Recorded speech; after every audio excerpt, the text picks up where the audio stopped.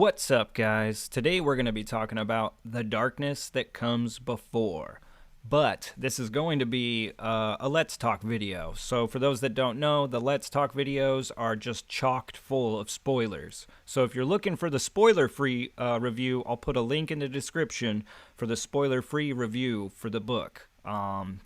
This is really for fans of the series and for people that are just, gluttons for punishment and love to spoil things for themselves. I know you're out there. But before I get into it too, I just want to say, for those that are like super hardcore, I get it because I'm certainly getting there myself. But just know I'm probably going to mispronounce a couple things. This isn't going to be an extreme deep dive, so I'm just going to be touching on some stuff. So just, bear with me, you know what I mean, as I try to catch up and get things accurate.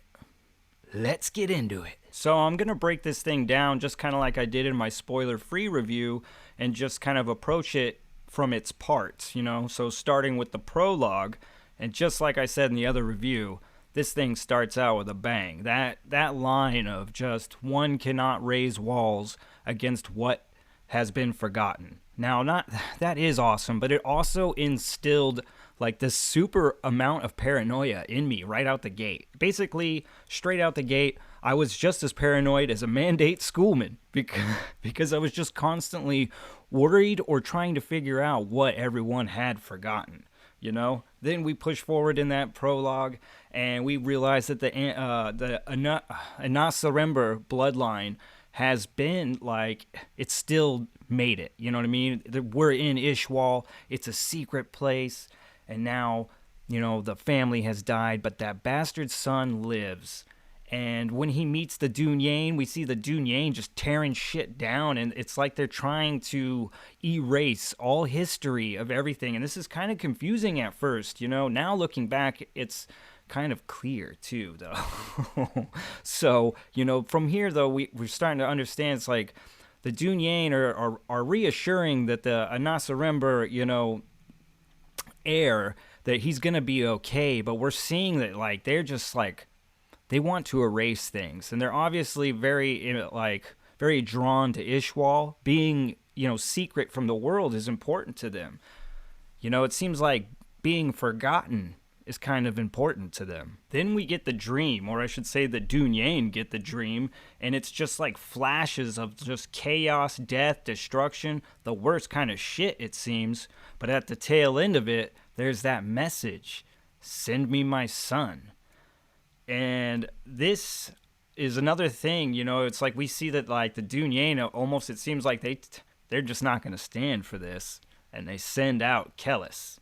Now, Kellis, though, in his journey, into the world of men, it doesn't seem like maybe Kellis is out to get his old man. Now, it does seem like the Dunyain sent Kellis because they're we're taking care of this problem. But from Kellis's perspective, he just really feels like he's trying to go find his father. And like I said in the other review, we quickly see that Kellis isn't like other people. But this is still the prologue, so we don't really know all that much.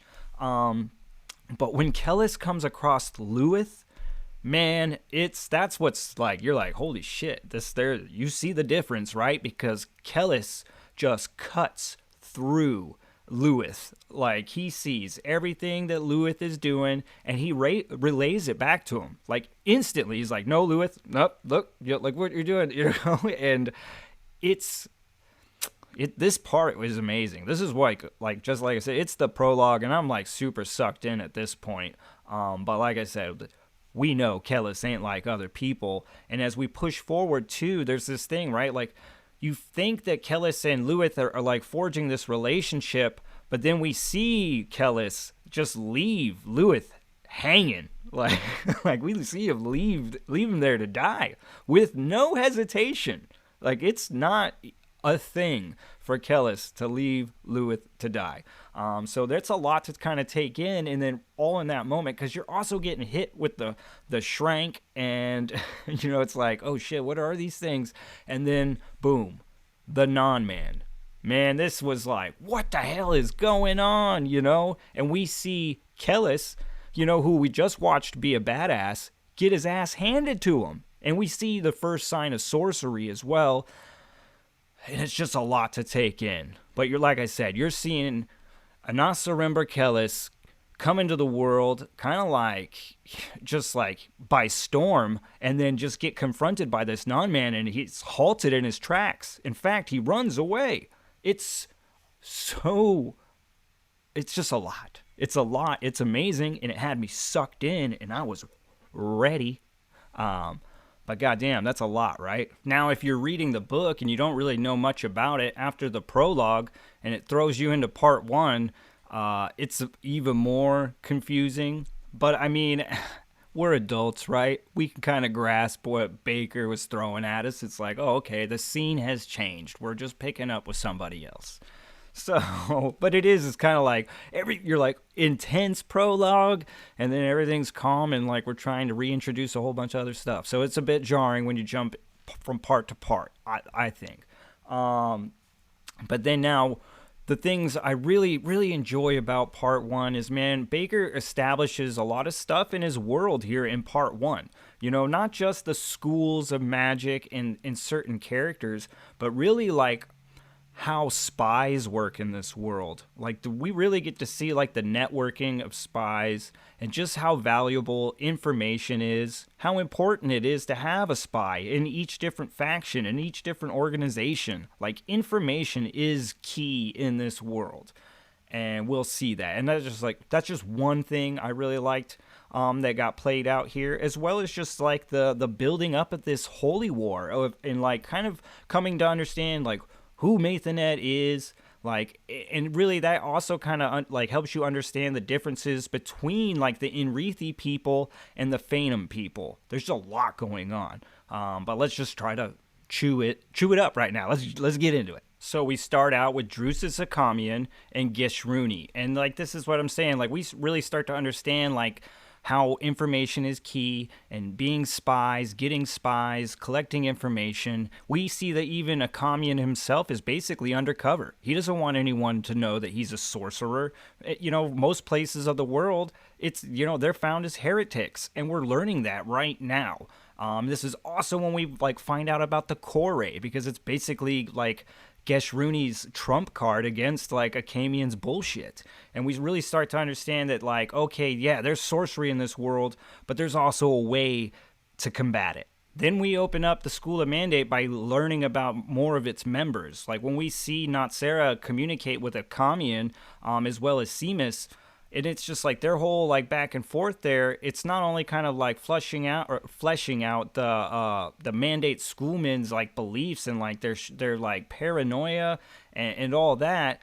It's also really helping us understand that, you know, Akamian is different from all of them, and that he is going to be that guy that we can sympathize with, because he's not so bound up in logic. He's not like a Spock or a robot. You know, this is a guy who loves people, and we find that out right away, because we know that he's going to have to go tap an ex-student of his, one that he has told his own school that was dead, but the school knows better, and they call him out on that and basically force Akamian's hand. And so, like I said, we can sympathize with Akamian pretty much right away, because even if you thought him to be a heretic, at least you could see this is a guy who loves people and is being used against him. Then we also get a glimpse of Geshruny as he basically gets accosted by what we think is going to be a sorcerer, but when his Kore doesn't work, it just kind of boggles the brain, and we are beginning to understand that there are other forces at play. And I thought that this was cool. I was like, oh shit, you know, those trinkets, those tears of God, the Kore, which I, you know, was like, this shit'll stop them all. Well, not these guys. Part 1 also gives us Esmenet, which we will later get to know more of, I know, in Part 3. Yeah, you know, at first it's hard to tell, like, if Esmenet's going to be a big, important part, because she just seems to be a harlot, a whore, you know, she is a love interest, and obviously, you know, we see her, she has a role between Akamian and Inrao, and like I said though, as for the reader, we're it's hard to say like if she is very important. Is she just another spy? Is she just another lay for a commune? Though you start to see that spark of some kind of relationship there, which will definitely go on to blossom into something very big and important to this trilogy. Part one also really, gives us Maithanet, who is a huge question mark throughout this trilogy. But he's the Shrya leader. He's the Shrya for the Thousand Temples. And that's why Akamian needs to tap Inrao, because Inrao left the School of Mandate to become a Shrya priest. So that's Akamian's way into Maithanet and the Thousand Temples to figure out like what the hell is just going on. And through part one, we start to, like I said, Maithanet remains that question mark because he did just kind of come out of nowhere and he just kicked a whole lot of ass and got to this like station of where he's at, and everybody seems to be on board and following him. And then we find out his holy war is, kind of aimed at somebody that not many were really expecting. Now everyone's going, the Enrithi people are going to war with the Phanom people. And that's a big old deal. And, this whole thing with, taking back their lands and for them to be cleansed starts to make sense. But then, this whole destination of Shaima, this kind of is like too like coincidental for the reader, right? Because we also know about Shaima because of that prologue, Kellis, and where he's heading, his father. So it's just, all this stuff starts to kind of kick up. It's really exciting, but it can be a little bit confusing. But this is also cool because we see that, Maithanet is like he needs to start like tapping people for position, the great names and whatnot. And this is where we get Proyas, Nurse Proyas. He is a prince, but he's also a former student of Akamians. And this is another student that, left the Mandate teachings for faith, basically. And we'll see, Maithanet kind of wine and dine Proyas, so to speak, by showing him the tusk, like this holy artifact that really brings Proyas to tears. And this is also, like we're starting to understand that Proyas is a man of faith. He is 100% behind Maithanet. He is willing to even, forsake and condemn his old teacher, Akamian, basically, as a heretic, because he is that much. Like, he just believes in his faith. He believes in his Shrya. He believes in all of it. Now, we also get to see that, Maithanet has introduced, like, this whole idea of attaching the Scarlet Spires to this holy war, which is a gigantic deal. The Enrithi people don't like this. They're up in arms about it. It's heresy. Like, it's just not right to use the heathen in a holy war. But this also starts to flesh out more parts of that investigation, you know what I mean? Like, the Mandate schoolmen want to know everything, and Akamian is getting a lot of information. Now, it doesn't even make much sense for the schools necessarily to go to war with the Phanom Empire because of the Kisharim, and that's really why Maithanet wants, the sorcerers. He wants the schools because he's worried about the Kisharim. The Phanom have the pre-sorcerers, the Kisharim, who are bad boys. They are sorcerers who will fuck shit up. And Maithanet ain't no fool. He knows this. So he's going to need some backup. But also, it doesn't make sense that the schools would just jump in this war. But Akamian finds out. And it's some stuff that he's kind of already assumed anyway. And we know then that the Kisharim and the Scarlet Spires have been feuding secretly for years now. And this is the whole reason why Eleazaris is on board, the leader of the Scarlet Spires, the Grand Master. He is just like, yeah, we'll join the Holy War. And then, right before part one wraps up, it gets a little even more nuttier when we see Inrao is basically confronted by the consult. We see the bird with the man face, which is creepy enough, right? But then we also see the Shriel Knight, Sarcellus. And we start to wonder, like, oh my God, is the Thousand Temples and the Consult, like, are they aligned with one another? Because this is certainly a fear of the Mandate schoolmen. And then, we watch Inrao pull off some sorcery. He gets one of them. and then jumps to his death, which is only described in like one of the most poetic ways, that it's just really hits you, it really in the heart and the soul, more so than any like graphic depiction could. So in part 2, we're really getting to flesh out the Nansur imperial family. You know, we get Zarias III and his mother and his advisor Scaius, and we start to hear about Confus before we meet him, and we're just really getting to see all that like scheming and cooking up of plotting, and just, you know what I mean? Zarias is greedy. You know what I mean? He loves that he got that title, God of Men. He sees himself above everyone, and he wants to be found as that, like, that emperor, the emperor above all emperors, you know? And, you know, speaking of the scheming, you know, back in part 1, when Maithanet and Proyas were kind of talking back and forth, we heard Maithanet tell Proyas that men will try to pervert this holy war. And these are the people that Maithanet was talking about. And we'll see, too, you know, that even though the Enrithi people are one, when you split them apart faction by faction, they don't really see eye to eye on a lot of stuff. But anyway, we begin to see that maybe that, you know, the Nansur Empire is smart, but it's also desperate. It is in a position that it kind of needs this holy war to survive.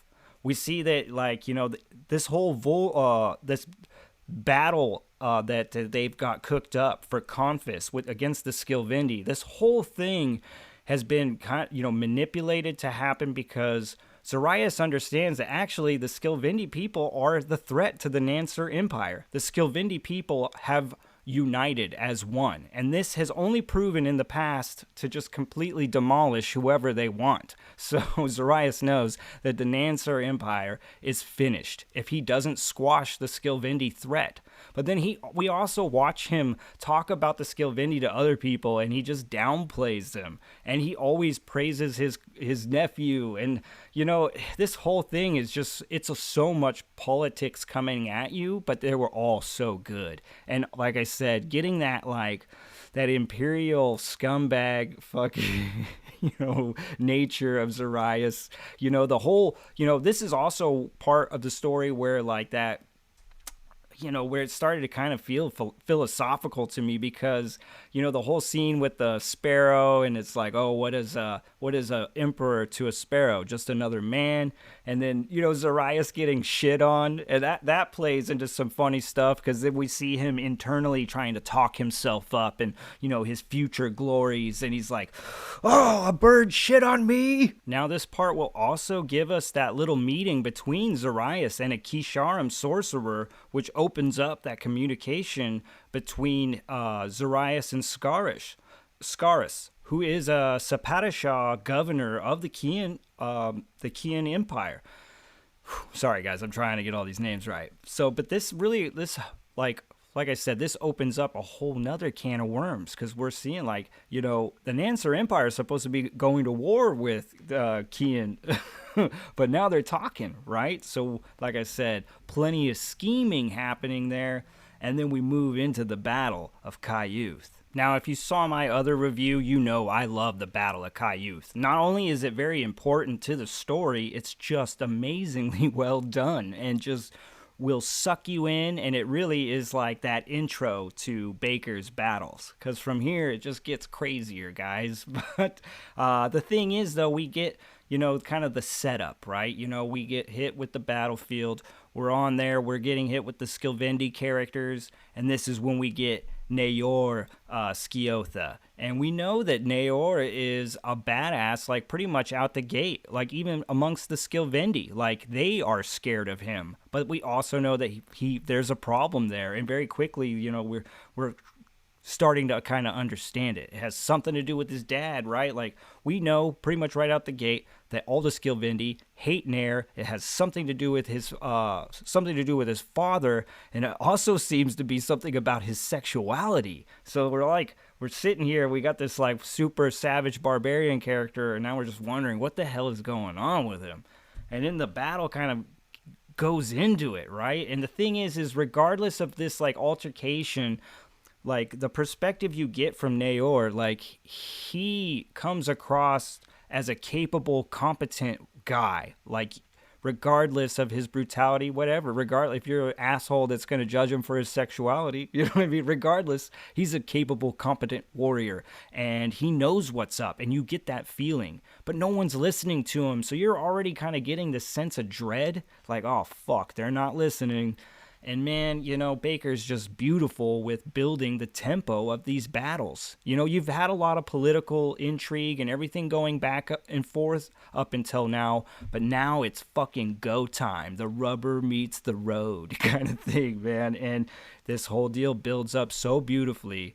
And the Skilvendi, they walk into a trap. They're outmatched. And ultimately, it all kind of boils down to the fact that they just will not listen to Naor. Like, if he would have been the one leading the Battle of Cai Youth, things might have gone differently. It's hard to say. But either way, it's heartbreaking at times, but it's also just, very visceral and immersive. It brings you in. Like, that battle, I felt like I was on the field. Not necessarily like I was there and I was Naor, but I was there watching him battle and watching his kinsmen fall. And it was intense, guys. And I can't really gush enough about that whole scene and what that really did for me as, like a promising Baker fan, because, when your palms are sweating and your heart is beating so fast, it feels like it's going to jump out of your chest, and all you're doing is reading, you got to think, man, I got some good shit here. Now, here at the end of part 2, we also get introduced to Confus. Now, we've heard about him, but now we really are getting to see him, and we also get to meet his, right-hand man, his general, because Confus is the Exalt general, and then we get to meet Martimus. And Martimus is a very logical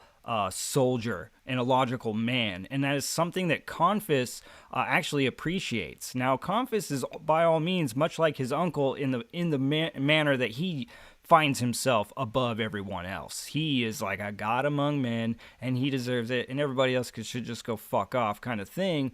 But he does appreciate having somebody like Martimus around, and that right out the gate kind of made me respect Confus in a way. Because, yes, he's like rigid and just an asshole, so kind of hard to love the dude, but man, you gotta respect somebody that's intelligent enough to keep somebody around like that instead of just a yes man or a bootlicker, because it will be advantageous, when it comes to battle and strategy.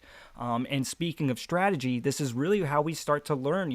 We find out that Naor has survived, but he's playing dead, and this is really where we get this Martimus Confus conversation, and we begin to understand one of the reasons why Confus did prevail here, and it's one because Skilvendi are people of custom. They are, they are maybe the only people of custom left here in the world, so much that they are just rigidly stuck in their ways.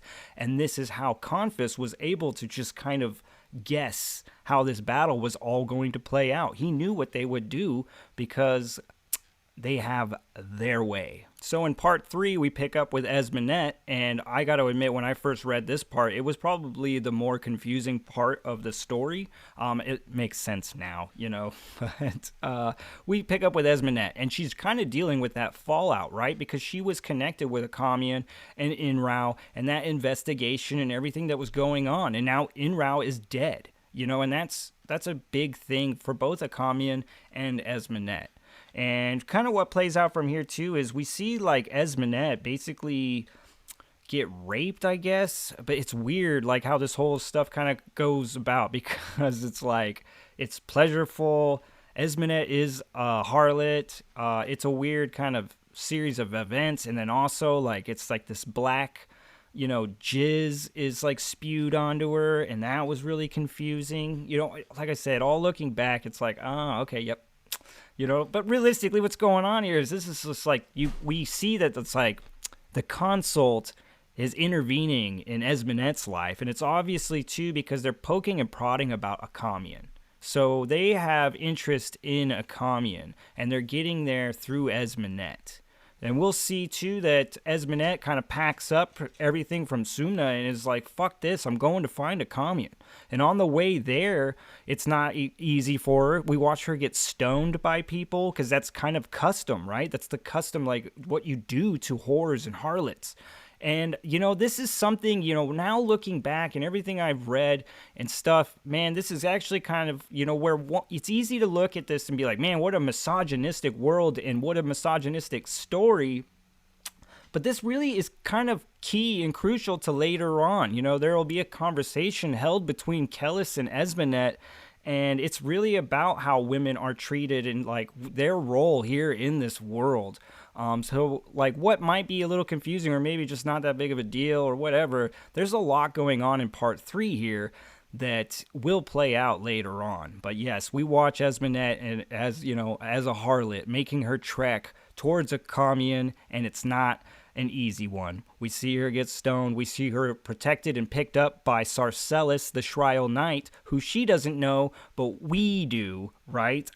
We know that he's like looped in with the consul. And so some of these strange like raping and all that stuff starts to kind of make sense. And we also watch though there seems to be more than meets the eye with Sarcellus, but here in part 3, we will see Esmenet eventually leave Sarcellus and approach the Holy War as it's kind of congregating there in Momen. Now, part 4 was probably one of the most intriguing parts of the story to me because this is where we get reintroduced to Kellis. Like all of a sudden he's back in the story and we're like, what? But it's not just Kellis. We also get Naor. And the fact that there's the connection between the two when Naor finds Kellis and then he thinks that he's Moangus. And this is like when we start to understand like more about Kellis's father, more about Naor. It's awesome because like I said earlier, we saw how Kellis cut through Luith in seconds. Like, he knew everything about Luith and what he was doing, all that shit. But when it comes to Naor, all of a sudden, it's not really working. And we know that's because of Naor and his past with Moangus, with Kellis' father. And what plays out is crazy, you know what I mean? Because it's like just this immediate rivalry. And we're learning kind of about it at the same time it's happening right there in your face. And it could definitely come off like this is like we're kind of where you see Naor like very brutal, but we understand why. You know what I mean? We know, like I said earlier, one of the reasons why the Skilvindi lost their battle at Cai Youth is because they are stuck in their ways. They are a people of custom.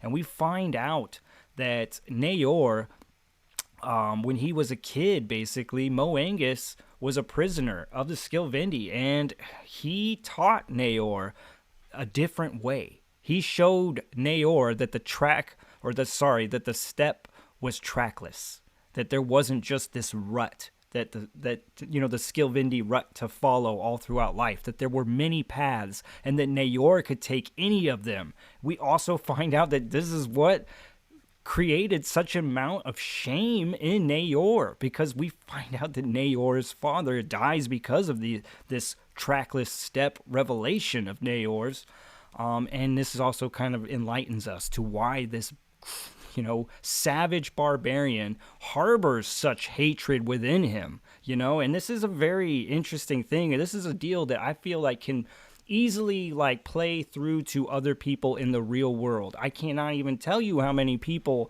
I know that are stuck in a rut and they just don't know that there's another way to live. You know what I mean? In fact, they'll need somebody else to intervene in their lives and show them that there is another way. And sometimes that other way could be so profound that it might impact that person in such a way that you don't know if it's going to be good or bad. Either way, like I said, what plays out from here is super intriguing, because what you have is like a guy who hates another guy, and that guy really needs the dude that hates him, because Kellis needs Naor to get through Skilvindi lands alive. He knows this. And now it's very tricky, because how is he going to get Naor to help him?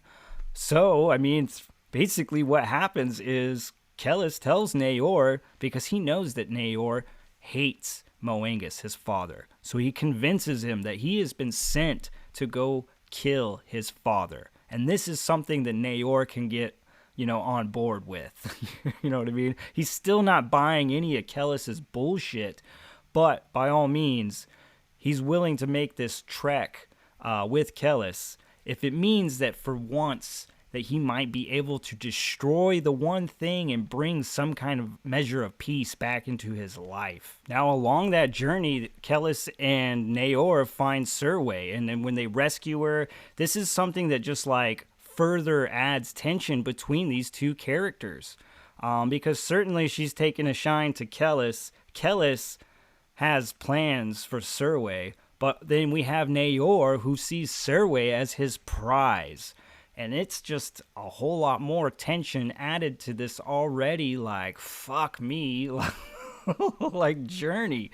And, even along the way here, we see where we get to a point where Naor knows that, like, he's kind of outlived his usefulness to Kellis. And he tries to attack Kellis because he's just like, fuck it, he's going to try to kill me anyway. And through this battle, Kellis actually wins. And though this is the thing is, Kellis spares Naor in his life, and this really only helps bring Naor onto Kellis' side. Like, Naor, at this point, does believe Kellis is trying to go kill his father, and that he will take Naor with him. And this is really just kind of like further showing the reader just how fucking manipulative Kellis can be. Now, in part 5 is obviously where everything comes together, and this is an amazing part for the book, right? We got all of our players in the same place, and the arguments and stuff that are in tow are great. The characters that we just have there amongst each other are great, because we have believers and heretics, in the same crowd, and just the whole argument of, like, how to push forward in this holy war. Confus trying to make his move, because obviously this whole, like, indenturement thing, the vulgar holy war, all that stuff, we're watching, like, the Nancer Empire is definitely shown their hand and they're making their move. And then, we got the arrival of Kellis and Naor, and, like, with Proyas's help, they get this chance to speak, and we get to see the savage Skilvendi school these civilized Enrithi people. Like, the words that come out of Naor's mouth are just amazing. They hit so hard. I literally felt like this was Daniel Day-Lewis giving this speech. In fact, I kind of pictured Naor just like Daniel Day-Lewis in Last of the Mohicans, except for just jacked up and covered in fucking the Swazan scars. You know what I mean? But either way, this fucking moment is epic. And it's not even, like, a sword isn't even drawn. It's just men talking about this holy war, but the way it plays out is such a powerful moment, and it's some of the best dialogue, like, back and forth that I've read. And now, too, here in this 5th part, we get that moment under the Idamian Heights, I believe it's pronounced, ooh, don't kill me, with Zarias and Scaius and Confus and Acamian, and we see that Scaius is a skin spy. This is, like, really when we start to understand the skin spies and their face, like, unclenching like a hand, and that brings that whole dastardly element to it, right? Because as the reader, we've been following and we know that the consult exists, and it is a threat, but for now, we're watching a Acamian who has been, like, believing in this threat, has finally laid eyes on it, and it's brutal. And then, the fucking, the Scaius, when he's talking back to Acamian, oh, Chigra, like, that shit. And that whole, like, series of events back and forth where it is apparent that these things are powerful. Like, they fuck some shit up. It's a scary moment. And like I said, it really opens up the whole sinister aspect of these skin spies, because now we know that the consult is here, and they are among us, and they look just like you. We see that series of events has really shaken Acamian up enough to where he doesn't even notice Esmenet there. And, that whole thing plays out where we feel like, we watch Esmenet run away, and we're wondering what's going to happen with Esmenet. And the Holy War is building up. It's ramped up, baby. Ready to kill, ready to strike. It's on the roll. And that's the end of the book. And I swear, like, when I finished, I was just like, where's the next book? Give it to me now. I need that shit in my life. Holy fuck. Holy war. I was just excited. So I guess I just hope that this was worth your while if you hung in there from beginning to end. I'm certainly trying to bring some more spoiler content to the channel. Honestly, guys, I worked really, really hard to learn how to bring things spoiler-free to you, so I'm kind of shitty at bringing the spoilers to you. I'm still trying to, keep back the truth. And most of you already fucking know what happened if you're watching this. So just, I'll get better, I promise. But be on the lookout because I want to do a spoiler video for each one of these books in the Prince of Nothing trilogy before I head on into Aspect Emperor. I think I'll probably be doing even more videos later down the road. I just feel like it's important at this point, before I push forward into Aspect Emperor, that I get this stuff off my chest and just kind of document it and whatnot. And I just, like I said, I hope it wasn't such a royal shit show and that you enjoyed some of it. And I guess, if you did, look forward for more. I also want to give a big shout out to all the Baker fans out there that have been really helping me, kind of guiding me in the right directions as far as learning these pronunciations and just kind of pointing me in the right directions when I have questions about certain histories or just the influences in other books and other authors that influence this work. All of the Baker fans out there have been just an enormous amount of help, and I cannot thank you guys enough. And I'm extremely excited to just, call myself, one of you. You know what I mean? I am a Baker fan. For sure. If you didn't notice, he's on the top shelf now. Anyway, guys. Holy shit, I just kicked the camera. Man, I gotta get out of here before I destroy this whole studio. Alright, guys. Thanks for stopping by. If you're new, please like and subscribe. Helps grow the channel. Peace.